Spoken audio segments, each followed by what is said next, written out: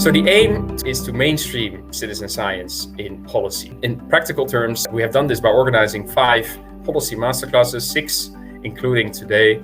And the unique character of this process has been that we really try to bring citizen science and policy actors together. We really try to build capacity in specific contexts, giving local citizen science and policy stakeholders really also a platform to interact. It was also a co-creating process, really connected to local needs.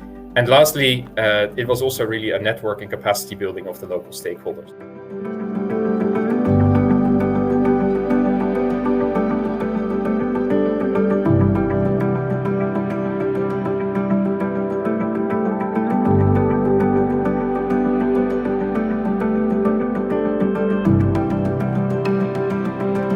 So our work has focused primarily on developing a model for raising awareness of citizen science and engaging audiences with citizen science projects, activities and initiatives. So the 2 reports that we've developed have had 2 broad topics of focus.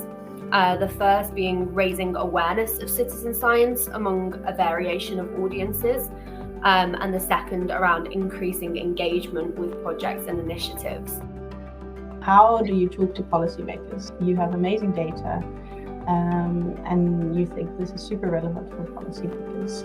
How do you go about and do that? And what are maybe the main barriers?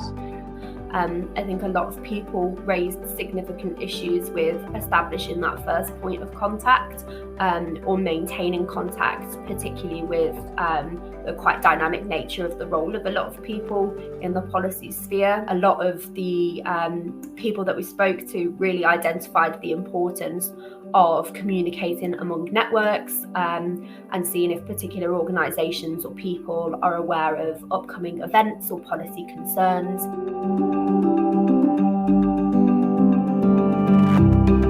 One major outcome of the conference was not also the content of the sessions, but the declaration. Obviously, a declaration is also a political tool, and citizen science engages many different actors, more practitioners, more academics, and so we had to really be careful to take everybody along.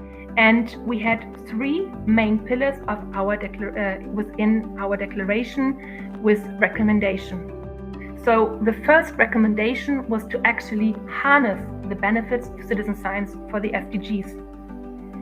The second major pillar of our recommendations was to strengthen citizen science and its connection with other communities. And coming to the third pillar, which is really the future.